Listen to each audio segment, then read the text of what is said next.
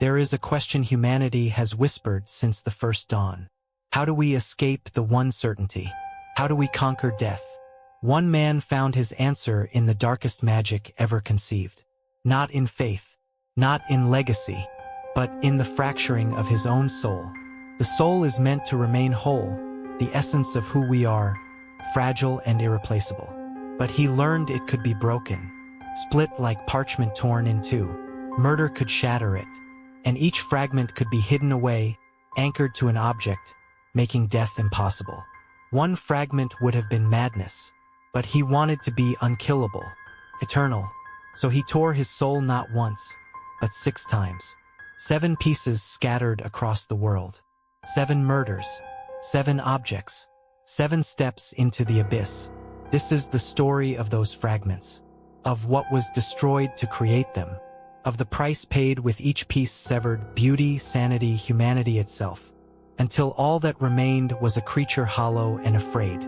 Afraid of the very thing his 7 souls were meant to conquer. Death.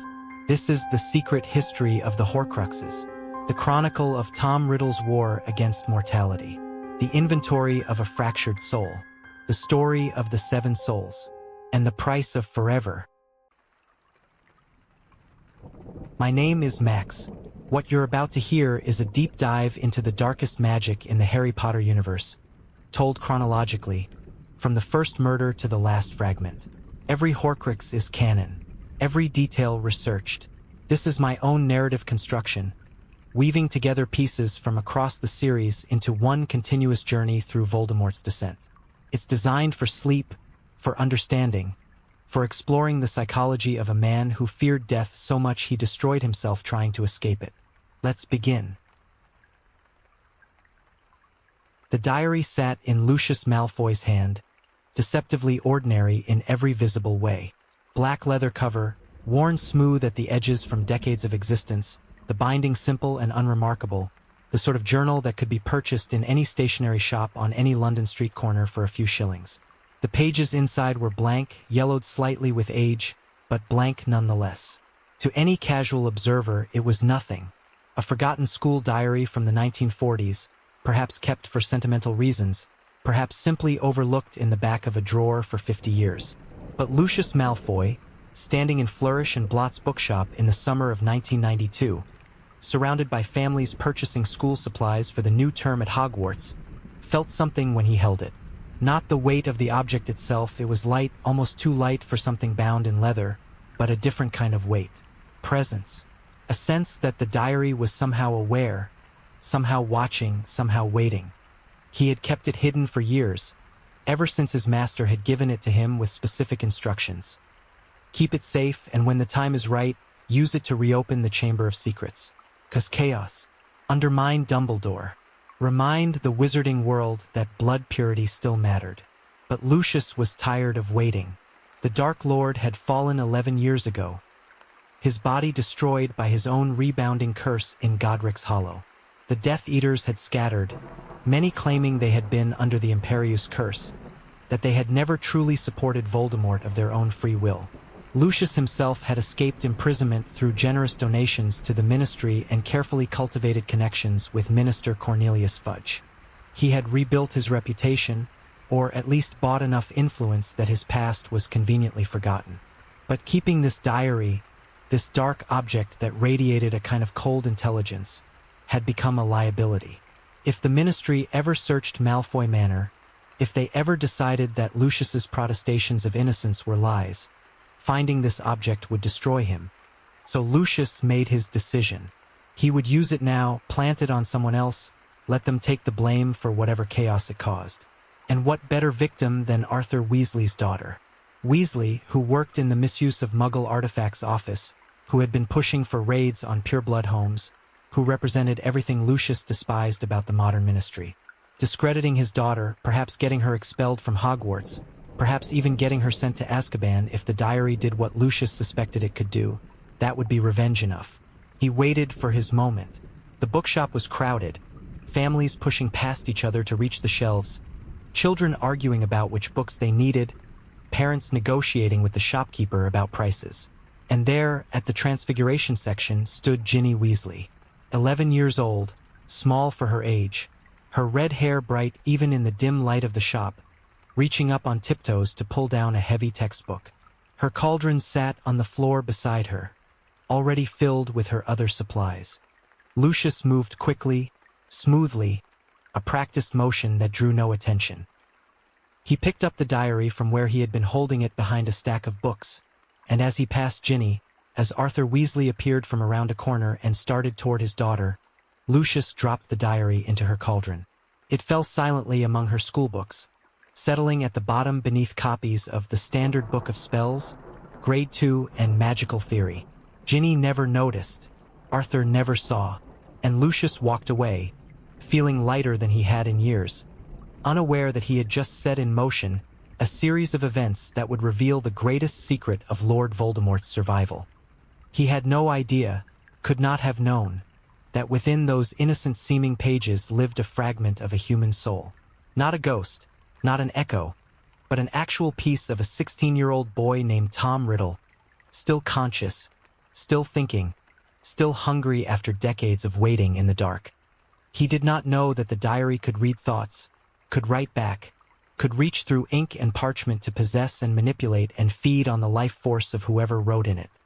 He did not understand that when he planted it on Ginny Weasley, he was not simply following old orders to cause chaos. He was unleashing the first domino in a cascade of revelations that would force the wizarding world to confront a truth it had spent over a decade refusing to acknowledge. That Lord Voldemort had not survived through mere power or luck, but through magic so dark, so profane, so fundamentally evil that most wizards did not even know it existed. The diary was not just a book. It was not even just a weapon, though it would certainly function as one. It was something far more terrible and far more impossible to truly destroy. It was a Horcrux, one of 7 pieces of a soul deliberately fractured through murder and hidden in objects scattered across Britain and beyond. It was an anchor that kept its creator tethered to the living world even when his body was destroyed. It was Tom Riddle's insurance policy against death, his solution to the one problem that had haunted him since childhood, his answer to the question that had consumed him since the moment he first understood that magic, for all its wonder, could not prevent the inevitable end that came for every living thing. And to understand how that diary came to exist, how any of the 7 soul fragments came to be created, how a brilliant and handsome schoolboy transformed himself step by terrible step into the most feared dark wizard in centuries, we must go back. Back further than Lord Voldemort and his reign of terror. Back further than Tom Riddle, the star student at Hogwarts. Back further than Tom Riddle, the strange orphan who could make things happen when he was angry. We must go all the way back to the beginning. Back to a cold New Year's Eve in 1926, to a London orphanage called Wool's that smelled perpetually of boiled cabbage and carbolic soap and the particular kind of despair that comes from understanding, even as a child, that you are unwanted and always will be. Back to the night when a witch named Merrippy Gaunt, barely more than a girl herself, malnourished and broken and abandoned by the muggle man she had loved, stumbled through the doors already in labor, already dying, and gave birth to a son she would hold for less than a minute before her heart simply stopped. She had lived just long enough to gasp out 2 requests to Mrs. Cole, the orphanage matron who had helped deliver the child. That her son be named Tom, after his father who had abandoned them, and Marvolo, after her own father who had abused her. She had wanted to give her son something, anything, even if it was only names. And then Merrippy Gaunt closed her eyes and died, and Tom Marvolo Riddle entered the world utterly and completely alone.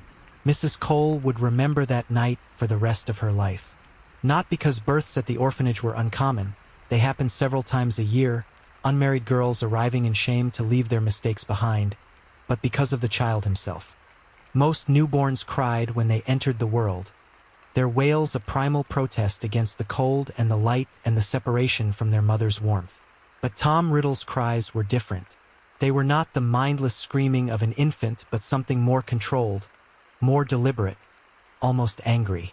And when Mrs. Cole had finally gotten him cleaned and wrapped and tried to comfort him, when she had held him and rocked him the way she had held and rocked dozens of babies before, he had opened his eyes and looked at her with an expression that made her hands shake. Not the unfocused gaze of a newborn, but something aware, something cold, something that seemed to see her and judge her and find her wanting. She told herself she was imagining things, that it was the stress of the night, the sadness of watching another young woman die, the exhaustion of too many years running an orphanage with too little funding and too few staff. But as Tom Riddle grew from infant to toddler to child, Mrs. Cole's initial unease only deepened. There was something wrong with the boy. Not in any way she could articulate to the doctors who came for their annual inspections, not in any way she could prove or even fully explain, but wrong nonetheless. He was too controlled, too watchful, too aware. Tom did not cry when he fell and skinned his knee. He did not laugh when the other children played games. He did not seek comfort when he was sick or frightened. He existed in the orphanage like a small cold stone in a stream, unmoved by the current of life flowing around him. And worse, far worse, things happened around Tom Riddle. Bad things. Things that could never quite be explained, but that everyone knew, in the way children know things without needing proof, were somehow his fault. Billy Stubbs had a rabbit, a small gray creature he had found in the park and smuggled back to the orphanage, keeping it hidden in a box under his bed and feeding it scraps from dinner. Billy loved that rabbit with the fierce devotion that lonely children pour into pets because animals, at least, cannot abandon you. But Billy had made the mistake of teasing Tom about his second-hand clothes, about the fact that Tom had no parents, about how Tom was strange and no one liked him. And 2 days later, Billy's rabbit was found hanging by its ears from a beam in the rafters of the barn behind the orphanage. Very clearly dead, very clearly killed deliberately. No one had seen Tom near the barn. No one could prove anything. But Billy knew. And after that, Billy never spoke to Tom again, and never teased anyone again either. Amy Benson and Dennis Bishop had gone with the other children on the annual summer outing to the seaside, a rare treat that the orphanage could barely afford but maintained, because even Mrs. Cole understood that children needed something to look forward to. Tom had been included in the trip, though Mrs. Cole had hesitated, had almost left him behind, held back by an instinct she could not name. But leaving a child behind without cause would be cruel, and whatever her reservations about Tom Riddle, Mrs. Cole tried to be fair. The children had played in the sand, had waded in the cold water, had eaten their packed lunches sitting on blankets while the sun beat down and the waves crashed, and for a few hours they could pretend they were normal children on a normal holiday with normal families. And then Amy and Dennis, emboldened by the freedom of the beach, had wandered away from the group. They had found a cave, its entrance half hidden behind rocks, and Amy had dared Dennis to go inside. Tom Riddle had been sitting alone nearby, ignored by the other children as always, and he had stood up and said he would go with them, into the dark, into the cave. Just the three of them. They had been gone for over an hour before Mrs. Cole realized they were missing. The panic that followed, the frantic searching, the calling of their names, the terror that they had drowned or been taken, ended only when the three children emerged from the cave, wet and cold and silent. Amy and Dennis would not speak.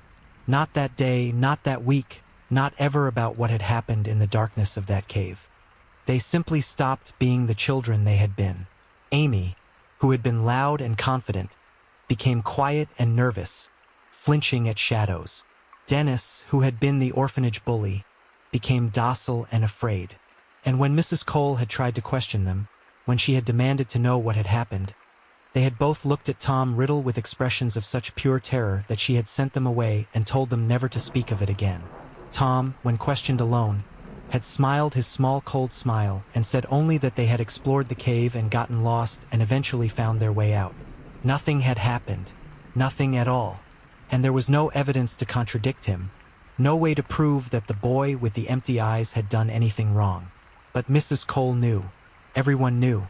And from that day forward, the other children gave Tom Riddle a wide berth, and the staff watched him with wary eyes, and the orphanage felt colder somehow, as if something had shifted in its foundations.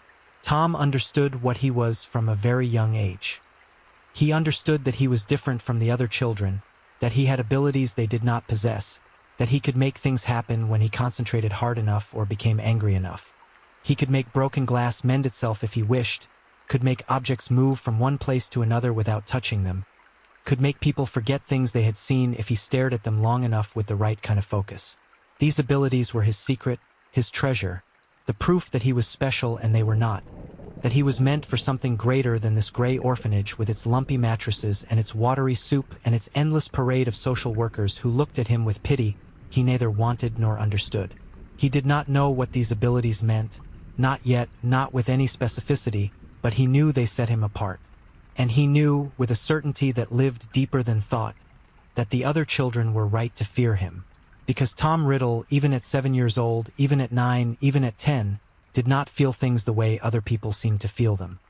When Billy Stubbs cried over his dead rabbit, Tom felt nothing but a mild satisfaction that the lesson had been delivered.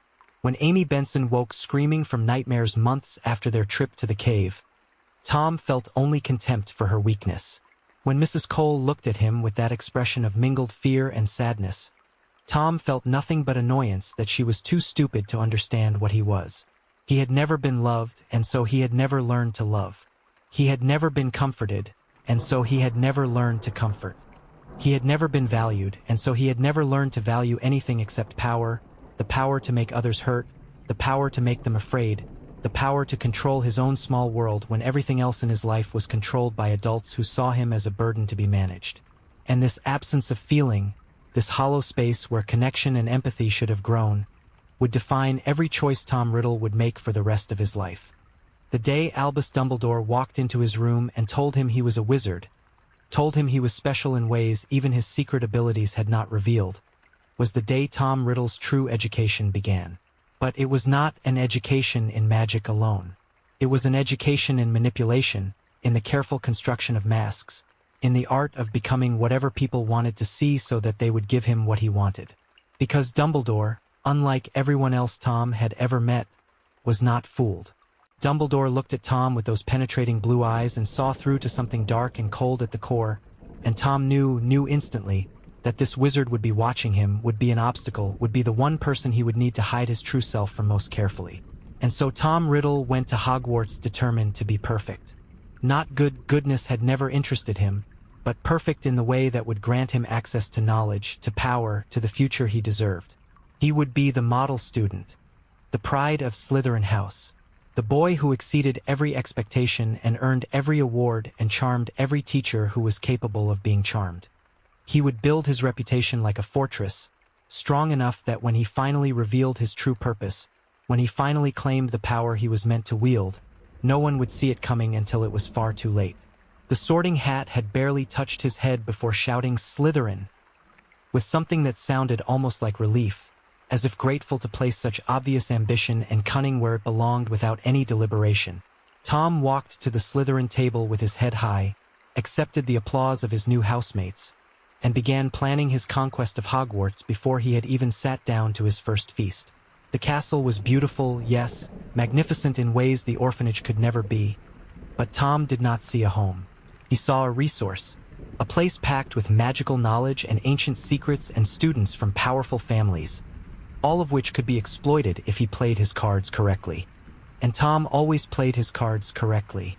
Within his first year, he had identified the most influential students in Slytherin, the sons of old pureblood families like Lestrange, Avery, not Malfoy.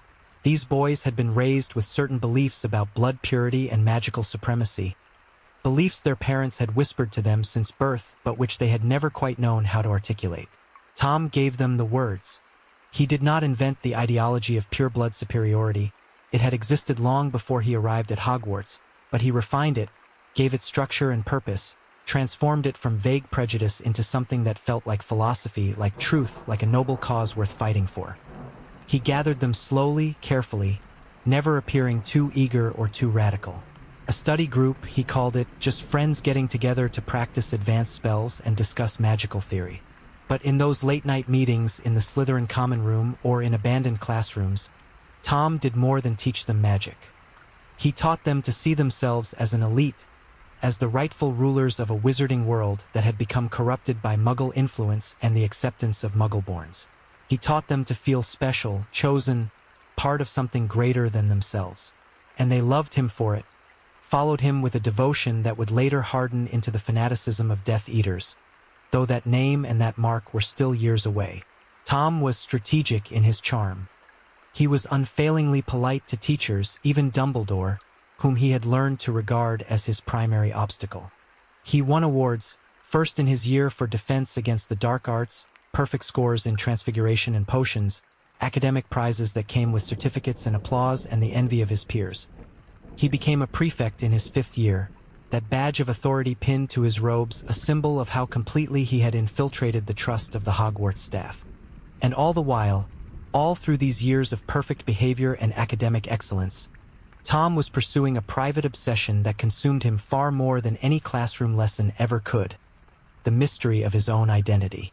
He needed to know where he came from, not just because the question itself was maddening, though it was, but because understanding his lineage might give him clues to his power, might explain why he was different, might reveal whether he was truly special or merely a mistake, a fluke, nothing more than an orphan who happened to have magic.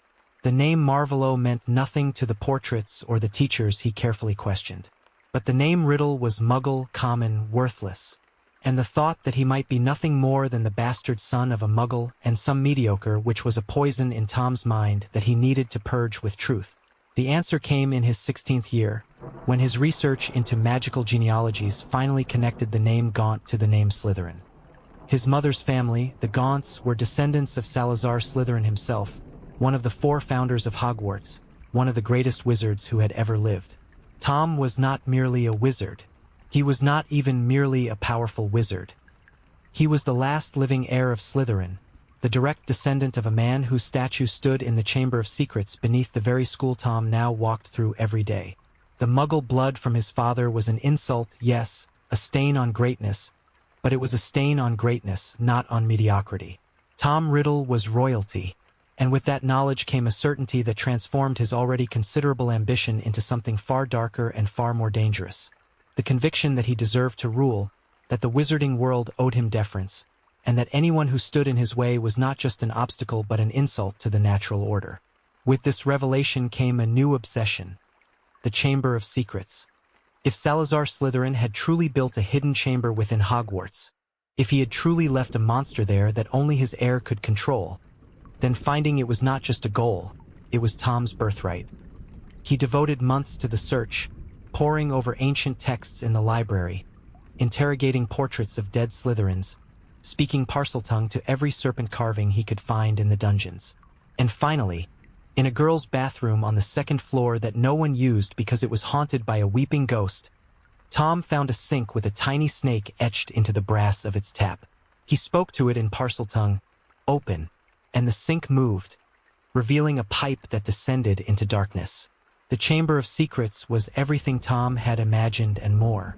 Vast and ancient and beautiful in its darkness, with pillars carved with serpents rising to a ceiling lost in shadow, the air cold and damp from water that had seeped through stone for 1,000 years, and at the far end of the chamber, a massive statue of Salazar Slytherin himself.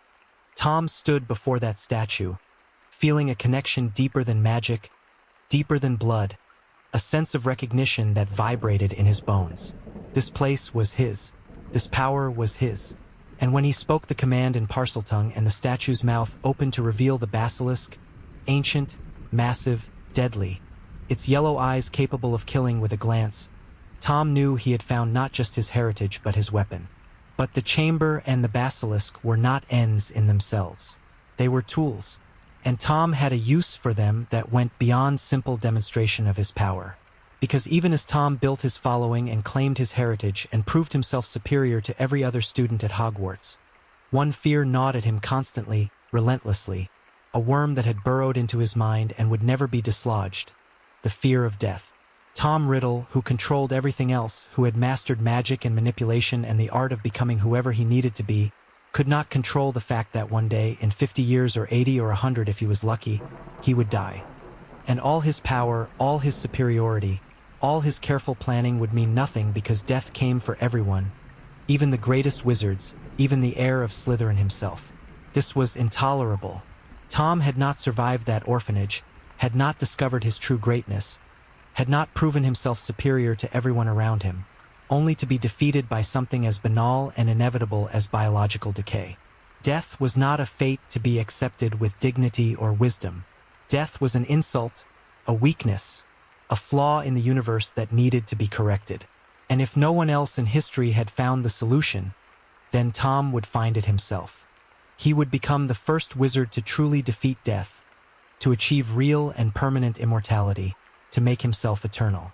The restricted section of the Hogwarts library became his sanctuary.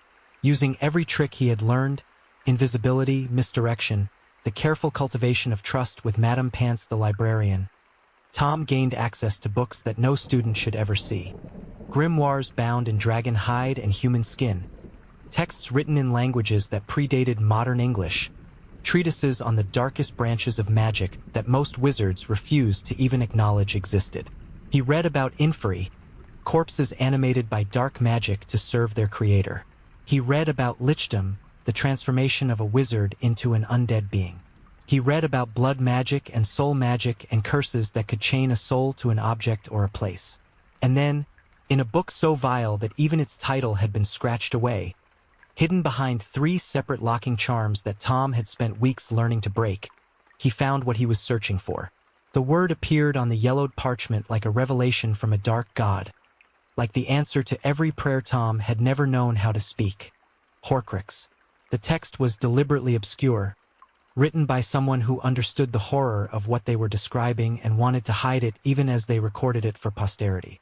A Horcrux, the text explained in language that seemed to resist comprehension, was a fragment of a soul deliberately split from the whole and encased in an object. The method of splitting the soul was not explained. The text simply noted that the act of murder, the supreme act of evil, could fracture the soul if the wizard performed the correct ritual immediately afterward. And if that fragment was then sealed into an object through spells the text only hinted at, the result was extraordinary: true immortality.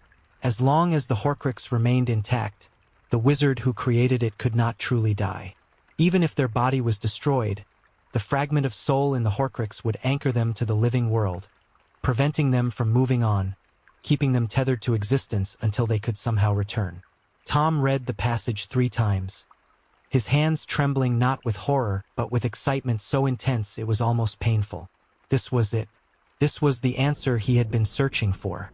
Not a temporary extension of life like the Philosopher's Stone, not a transformation into an undead creature like a lich, but a fundamental alteration of his own existence that would make him unkillable. Even if his body was destroyed, he would persist. He would endure. He would never face the final darkness that claimed every other wizard in history. But the text was maddeningly incomplete. It hinted at the process, murder to split the soul, a ritual to encase the fragment, but provided no practical instruction on how the ritual was performed, what words had to be spoken, what spells had to be cast. For that, Tom would need to find someone who knew more, someone who had studied this branch of magic more deeply than any book would reveal, someone who could be manipulated into sharing knowledge they should never share. Professor Horace Slughorn was, in many ways, the perfect target. The potions master and head of Slytherin House was a man defined by his need to feel important, to be valued, to collect promising students the way some people collected rare books or expensive art. He hosted regular gatherings called the Slug Club for his favorites, students who showed promise, who came from influential families, who would one day be famous and would remember old Slughorn with fondness. And Tom Riddle was the crown jewel of Slughorn's collection. Brilliant, charming, ambitious in ways that Slughorn found admirable rather than threatening, Tom was everything the potions master valued in a student. Tom attended every Slug Club gathering, was always attentive and flattering, always made Slughorn feel wise and important and valued. He built a relationship over months, over years, cultivating trust the way a gardener cultivates roses, patiently and with great care. And then, on a quiet evening after the other students had left one of these gatherings, Tom made his move. He asked about Horcruxes. Not directly at first, Tom was too skilled a manipulator for that, but circuitously, speaking of soul magic and ancient texts and the theoretical limits of magical immortality, building up to the question as if it were a natural progression of academic curiosity rather than the culmination of months of planning. Slughorn's reaction told Tom everything he needed to know.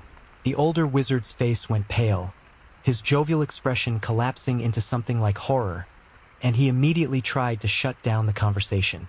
But Tom pressed carefully, apologetically, speaking of his pure academic interest, of his admiration for Slughorn's vast knowledge, of how much it would mean to understand this mysterious branch of magic. And Slughorn, flattered and off balance and perhaps slightly drunk on the excellent mead he always served at these gatherings, began to explain. Not everything, even Slughorn was too horrified for that, but enough. Yes, a Horcrux could be created through murder. Yes, the act of killing someone would fracture the soul if the wizard knew the correct ritual. One Horcrux would make a wizard extraordinarily difficult to kill. And then Tom, with the innocent curiosity of a student exploring theoretical limits, asked the question that would haunt Slughorn for the rest of his life. But what if someone wanted to create more than one Horcrux? What if they split their soul multiple times? What about 7 times? 7, Tom explained earnestly, was the most magically powerful number. Surely creating 7 Horcruxes would provide the ultimate protection against death? The horror on Slughorn's face, the way he stood up and declared the conversation over, the way his hands trembled as he ushered Tom from his office, the way he refused to meet Tom's eyes as he said that some knowledge was too dangerous to discuss, confirmed what Tom had suspected. It was possible. Difficult, perhaps unthinkable, but possible. A wizard could create multiple Horcruxes, could split their soul not once but many times, could become so immortal that even the destruction of their body would be nothing more than an inconvenience, a temporary setback before they found a way to return. Tom left Slughorn's office with his heart racing and his mind already planning. He would not create 1 Horcrux. He would create 6, splitting his soul into 7 pieces total, the original fragment remaining in his body, 6 others hidden away in objects of power scattered across the world. He would become the most immortal wizard who had ever lived. He would defeat death so completely that even speaking his name would become a kind of immortality, an acknowledgement that Lord Voldemort, a name he was already beginning to prefer to the common Muggle name his father had given him, could never be truly destroyed. But first, he needed to commit murder. Not in self-defense, not in the heat of passion, not even in anger, but deliberately and with full knowledge of what he was doing. Murder as a tool, as a means to an end, as the price of immortality. And he needed the victim to be someone whose death would not be investigated too closely, someone whose loss would not trigger a massive manhunt that might interfere with his ability to perform the ritual. The opportunity came with the opening of the Chamber of Secrets. Tom had been careful in his use of the basilisk. He did not want to kill too many people. That would force Hogwarts to close, would deny him access to the library and the resources he needed. But he needed at least 1 death, 1 murder to create his first Horcrux. And Myrtle Warren, a Muggle-born girl who spent most of her time crying in a bathroom on the 2nd floor, who had no close friends and a family that would grieve her, but who would ultimately be dismissed as collateral damage in an unfortunate accident, was the perfect victim. Tom sent the basilisk through the pipes, controlled it through Parseltongue commands, directed it to the bathroom where Myrtle had fled after being teased by Olive Hornby. He did not witness the moment of her death. The basilisk's gaze killed instantly, and Myrtle had died the moment she looked up from her hiding place in the stall and saw those massive yellow eyes staring at her through the pipes. But Tom felt it, felt the moment his soul fractured, felt something fundamental inside him, something that had perhaps never been very strong to begin with, tear apart like fabric ripping. The pain was not physical but existential, a wrongness that went deeper than flesh or bone, a violation of every natural law that governed life and death and the sacred unity of the soul. For a moment, just 1 moment, Tom Riddle felt the full horror of what he had done. Not remorse for Myrtle Warren, whose life meant nothing to him except as currency to purchase immortality, but horror at the sensation of his own soul tearing, at the emptiness that rushed in to fill the space where wholeness had been, at the cold certainty that he had just crossed a line from which there would be no return. This was dark magic in its truest form, not the relatively innocent jinxes and curses taught in defense against the dark arts, but magic that violated the fundamental nature of human existence, that turned the wizard himself into an object of evil rather than merely someone who used evil for his purposes. But Tom did not collapse in remorse. He did not run for help or confess his crime. He steadied himself, breathed through the pain, and waited for the sensation to pass, because he had known this would be hard. He had known that splitting the soul would be terrible, but he had also known it would be worth it, that the price of immortality would be high, but that any price was acceptable to avoid death. And when the pain finally receded, when he could think clearly again, Tom felt not guilt but cold satisfaction. His soul had split. The first barrier had been crossed. Now he needed to perform the ritual to preserve what he had torn away. That night, alone in an abandoned classroom on the 7th floor that he had transformed with protective wards and locking charms into his private workspace, Tom Riddle performed dark magic that no one at Hogwarts, not even Dumbledore, not even the portraits of dead headmasters who watched from their frames in corridors throughout the castle, had any idea he was capable of. He had spent weeks piecing together the ritual from fragments in different texts, from hints in books about soul magic and necromancy and ancient rituals that predated the Statute of Secrecy. He knew the words, knew the wand movements, knew what he needed to do. He took the fragment of his soul, invisible to the naked eye but present nonetheless, a piece of himself torn loose and floating disconnected from the whole, and he poured it into the object he had chosen with such care. His diary. Not just any diary, but the journal he had kept since his first year at Hogwarts, filled with his thoughts and observations and plans, a record of his transformation from orphan to heir to something greater. But Tom had emptied the diary, removed all his personal writings through magic, leaving only blank pages. Because this Horcrux would be more than a container. Through complex enchantments that Tom had designed himself, combining legilimency and memory charms and obscure spells from books on possession, he ensured that the fragment of soul within the diary would remain conscious and capable of communication. It would be able to read the thoughts of anyone who wrote in it, would be able to respond through writing that appeared on the pages, would even be able to possess a sufficiently weakened victim and drain their life force to restore Tom Riddle to physical form. The diary was both his anchor to life and his weapon, his contingency plan should something happen to his body, his method of ensuring that Tom Riddle, or Lord Voldemort, as he was beginning to think of himself, would never truly disappear from the world.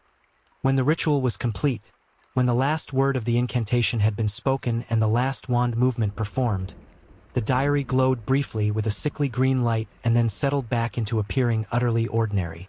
Tom picked it up, feeling a faint connection to it now, a sense that part of himself lived within those pages. He smiled his cold smile and placed the diary carefully in his trunk. His first Horcrux was complete. With his first Horcrux created, Tom felt immediate changes. They were subtle at first, easy to dismiss as exhaustion or stress from his schoolwork, but they accumulated. Food tasted less vibrant, as if his sense of taste had been dulled by a thin layer of cotton. Colors seemed slightly faded, not dramatically but enough that when he looked at the scarlet and gold of Gryffindor banners in the Great Hall, they seemed less vivid than he remembered. Music sounded more distant, as if played in another room rather than right beside him. And when he looked in mirrors, his reflection seemed strange, not quite right, as if his face was a mask that didn't fit perfectly. These were the signs of a soul trying to function despite being incomplete, like a body trying to walk after losing a limb. But Tom dismissed them as acceptable prices for immortality. He had his first anchor to life. Death could no longer claim him completely, and far from being satisfied, Tom's appetite for immortality only grew. 1 Horcrux was good, but 7 would make him invincible. He just needed 6 more murders, 6 more objects worthy of containing pieces of his soul. And he had years to find them. The rest of Tom's time at Hogwarts passed in a strange duality. Publicly, he remained the perfect student. He won the special award for services to the school after successfully framing Rubeus Hagrid for opening the Chamber of Secrets, a masterful manipulation that deflected all suspicion from Tom while also removing Hagrid, who Tom found irritating with his half-giant blood and his soft heart, from Hogwarts permanently. He became head boy in his 7th year, wearing that badge of authority on robes that concealed a fractured soul and a mind already planning conquest. Teachers praised him, students admired him, and even Dumbledore, who never trusted Tom but could find no evidence of wrongdoing, was forced to acknowledge his excellence. But privately, Tom was already planning his next steps. He had no interest in the ministry positions being offered to him, no desire to spend years climbing a bureaucratic ladder to prove himself to mediocrities. He needed access to dark artifacts, to wealthy collectors, to objects of power that he could transform into Horcruxes. And he needed that access immediately, not in 20 years after he had worked his way up through ministry ranks. So when graduation came, when the entire wizarding world expected Tom Riddle to accept one of the many prestigious offers he had received, he shocked everyone by taking a job that seemed far beneath his abilities. Assistant at Borgin and Burke's, a shop in Nocturne Alley that dealt in dark magical objects. To anyone paying attention, it seemed like a tragic waste. But Tom was not there for prestige or salary. He was there for access and for what would become his second and third murders. Borgin and Burke's dealt with the oldest pureblood families. Families with vaults full of heirlooms they wanted appraised or sold. And Tom, with his charm and his encyclopedic knowledge of magical objects, became invaluable to these clients. Among them was Hepzibah Smith, an elderly witch who lived alone in a grand house, attended by a house elf named Hoki, surrounded by a collection of magical treasures that would have made any museum envious. Hepzibah was vain, lonely, and utterly charmed by the handsome young man who came to her house to appraise her collection. Tom flattered her shamelessly, complimented her taste, made her feel important and valued, all while his mind worked on how he might acquire the two objects she owned that he wanted more than anything else in the world.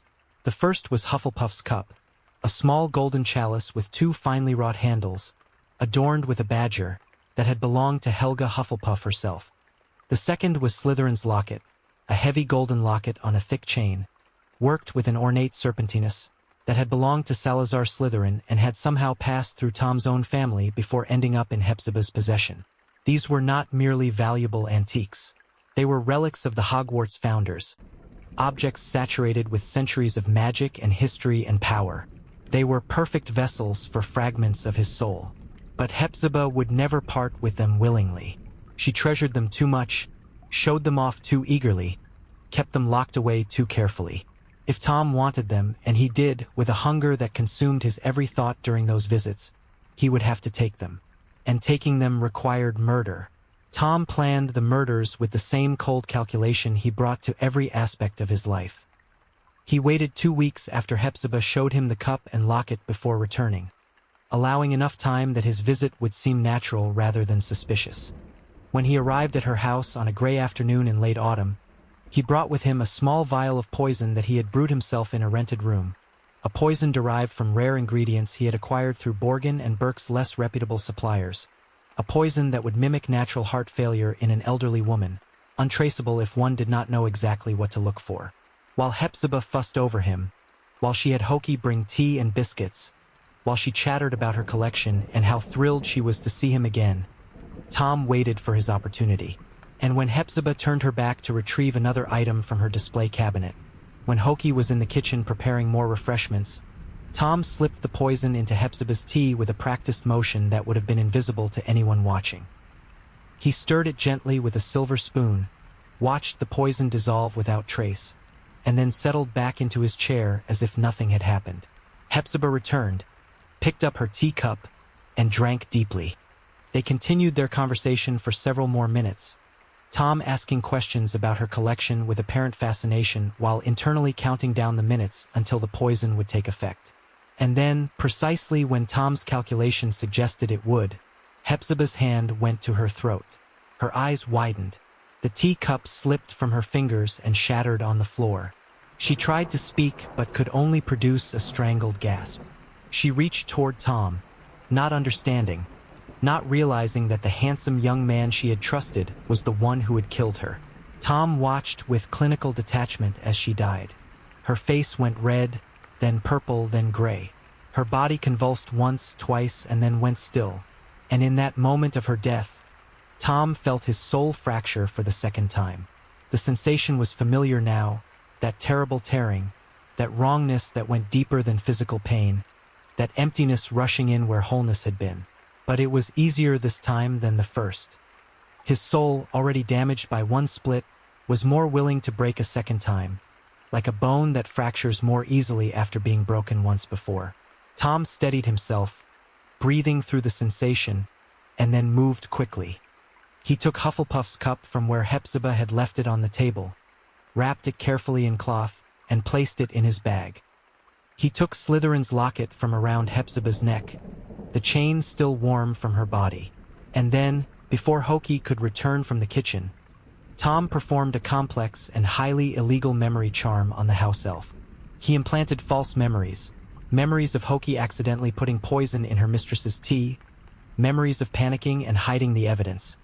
Memories designed to make the Ministry's investigation conclude that this was a tragic accident caused by an elderly elf's failing competence rather than murder.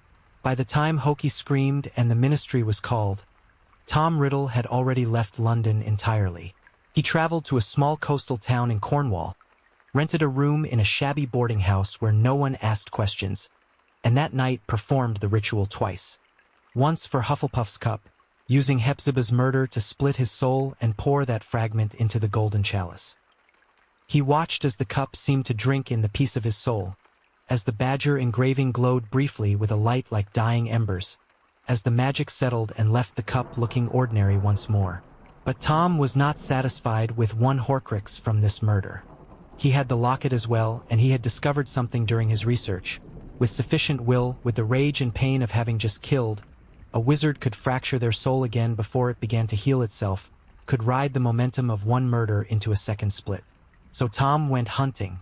In the narrow alleys of the coastal town, among the homeless men who slept in doorways and begged for coins, Tom found his next victim, a muggle vagrant whose disappearance would barely be noticed, whose death would be attributed to exposure or drink or any of the 1,000 ways that poor men die unremarked in the shadows of civilization.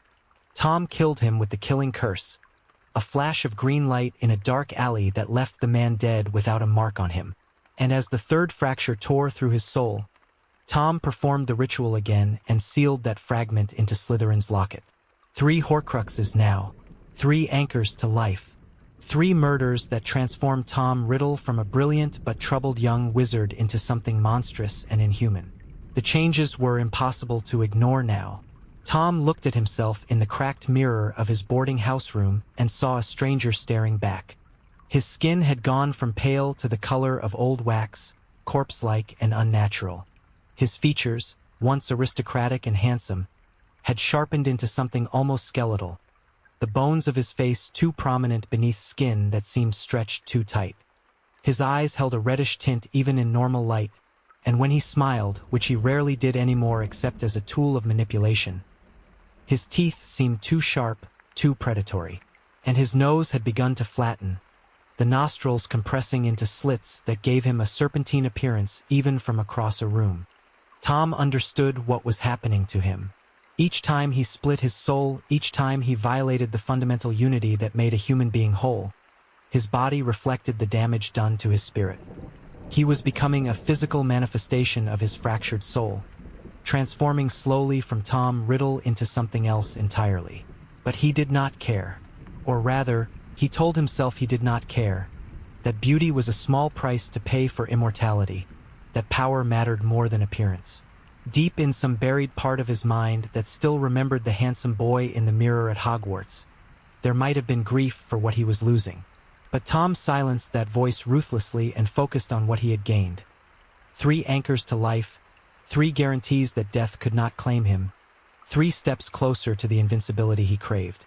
With 3 Horcruxes created, Tom disappeared from Britain entirely.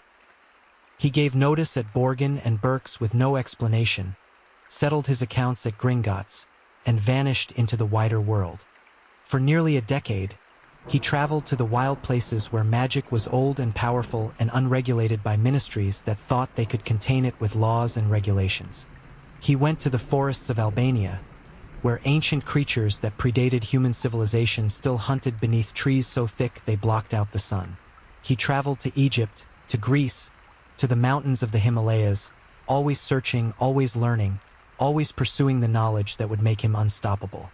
And always, in the back of his mind, Tom was thinking about his 4th Horcrux. He had planned for 7 total, the number of greatest magical power, which meant he needed 3 more after the cup, the ring, and the locket were complete. And he wanted those final Horcruxes to be special, to be objects of such significance that they would reflect his greatness, objects that would be worthy of containing pieces of the soul of Lord Voldemort. For Tom had fully embraced that name now, an anagram of his birth name that declared his victory over death itself. In Albania, pursuing a legend that most dismissed as myth, Tom found his 4th treasure.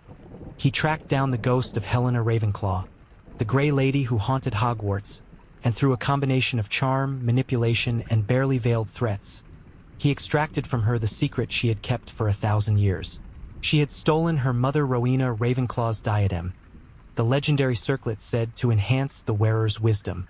In a fit of jealous rage, she had hidden it in a hollow tree in an Albanian forest before her murder at the hands of the Bloody Baron, who had loved her and been driven mad by her rejection. Tom spent months searching those forests, enduring the cold and the creatures and the dark magic that hung in the air like mist. And finally, in a grove so deep that even the wolves avoided it, he found the tree Helena had described, ancient beyond imagining, its bark scarred and twisted, its hollow just large enough for a child's hiding place. The diadem was there, exactly where she had said, wrapped in cloth that had rotted to fragments over the centuries. Tom pulled it out with hands that trembled not with fear but with anticipation, brushed away the dirt and spider webs, and held it up to the filtered light that barely reached through the canopy. It was beautiful even after a millennium hidden in darkness. A delicate silver circlet that would rest on the wearer's brow, set with a single sapphire the deep blue of a twilight sky, and inscribed around the interior with words that Tom traced with one finger. Wit beyond measure is man's greatest treasure. It was perfect, a relic of Rowena Ravenclaw, one of the 4 founders of Hogwarts, an object of power in its own right. It deserved a piece of his soul. The murder for the 4th Horcrux was perfunctory, almost casual in its execution. Tom found an Albanian peasant, a farmer who happened to be in the wrong place at the wrong time, who crossed Tom's path on a narrow forest road and made the mistake of asking if the strange foreign wizard needed directions. Tom killed him with the killing curse, felt the 4th fracture tear through him, easier now than the 3rd, easier than the 2nd, the soul becoming practiced at its own violation, and performed the ritual right there beside the body, unconcerned that someone might stumble across the scene.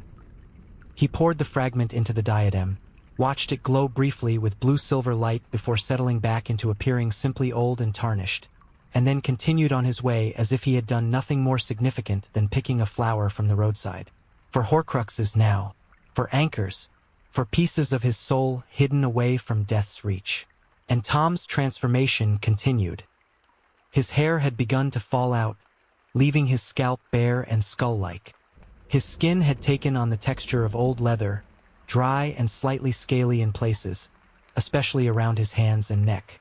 His eyes were more red than brown now, with vertical slit pupils that gave him a permanently predatory appearance. When he spoke, his voice had changed as well, becoming higher and colder, with a hissing quality that made even his most casual statements sound like threats. He was becoming something that barely resembled human anymore, something that looked like what it was. A wizard who had torn his soul into pieces and paid for his immortality with his humanity.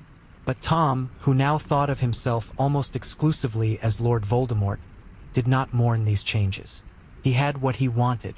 He was more immortal than any wizard in history, for pieces of his soul were hidden across Britain and Albania, and he still had capacity for 3 more Horcruxes before reaching his goal of 7.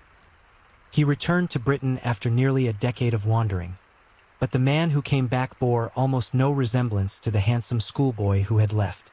He was something else entirely now, something dark and cold and filled with terrible power, and he was ready to begin his real work, the conquest of the wizarding world and the subjugation of muggles and muggleborns who had no right to breathe the same air as pure-blood wizards. The 5th Horcrux would be different from the others.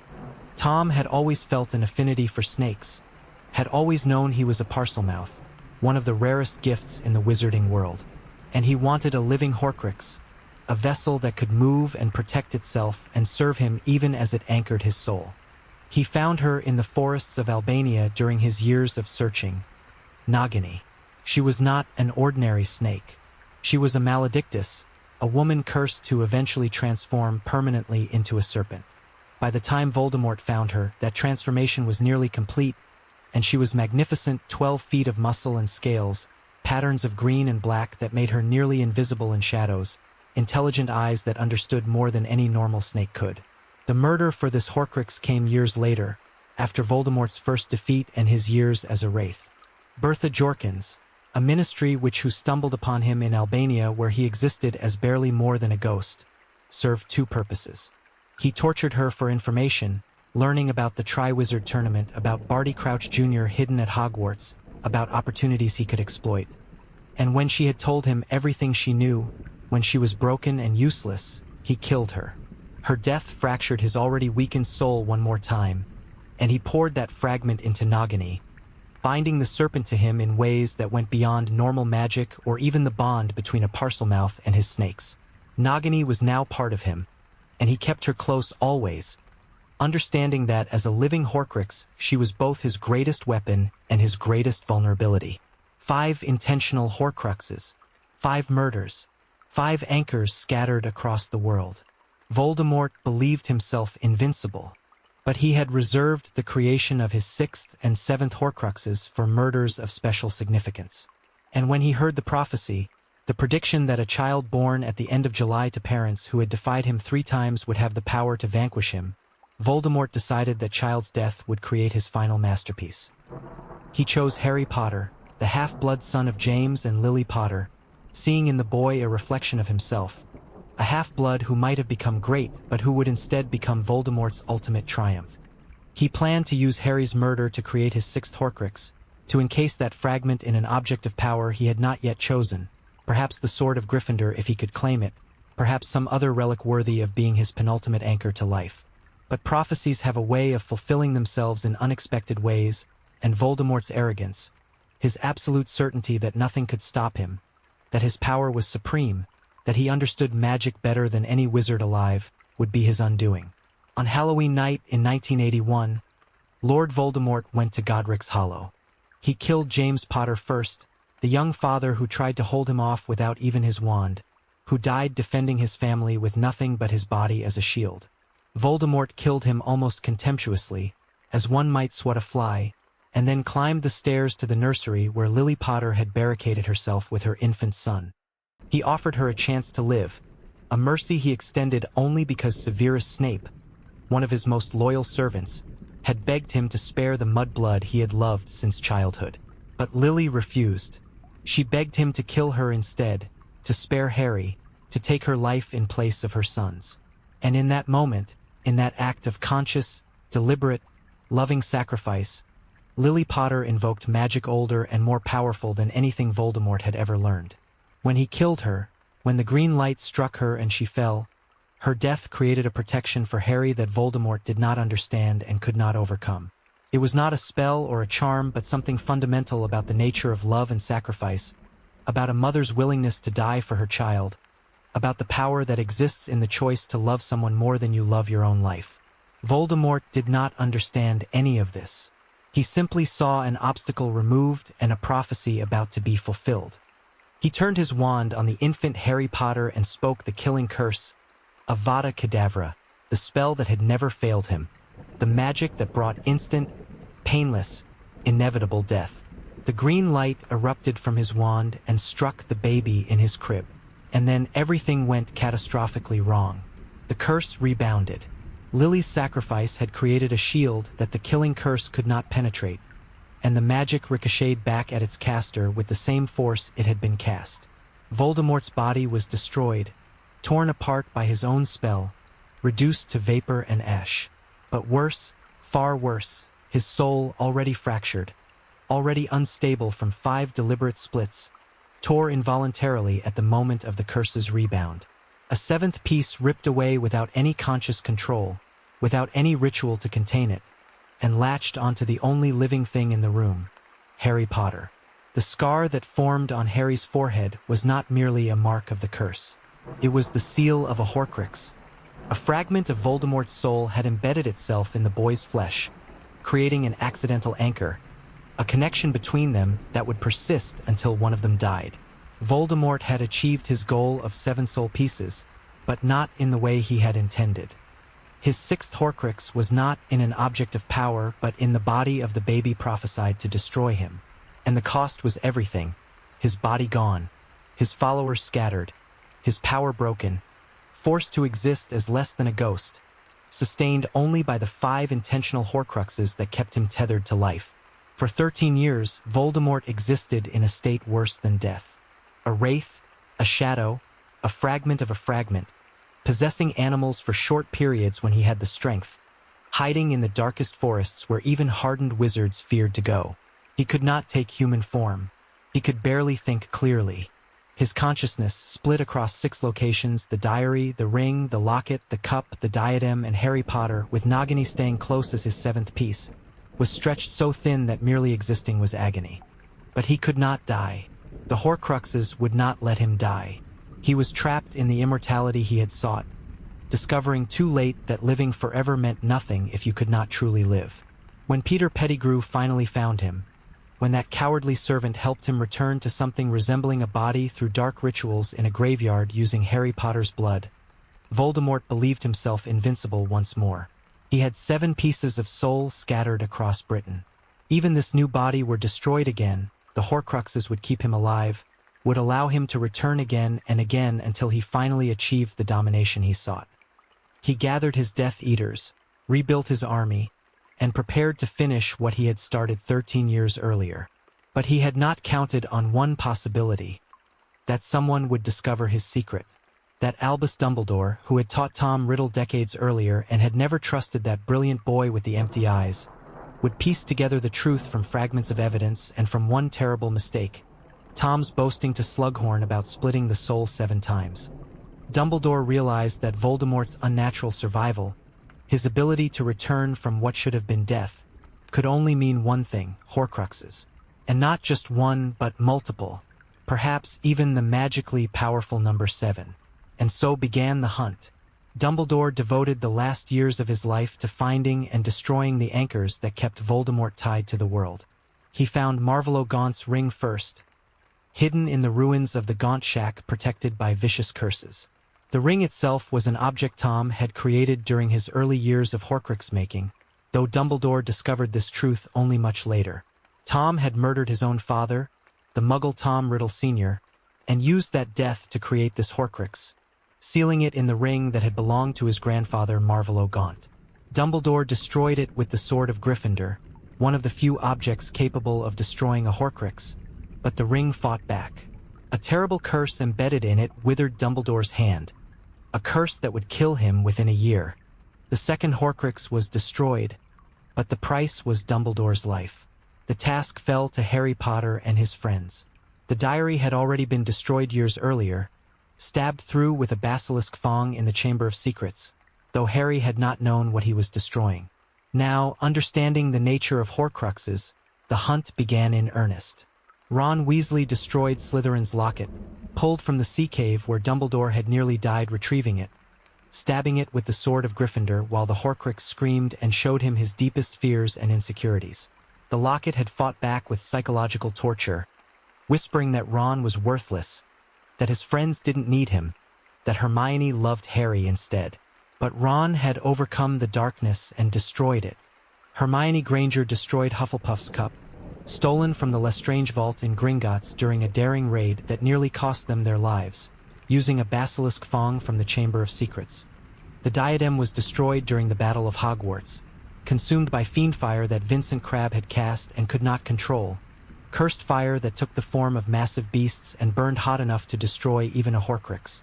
Nagini fell to Neville Longbottom in the final moments of the battle, beheaded with the Sword of Gryffindor while Voldemort watched in horror, feeling the connection to his living Horcrux sever like a limb being torn from his body. And finally, in the Forbidden Forest, Harry Potter walked to his death.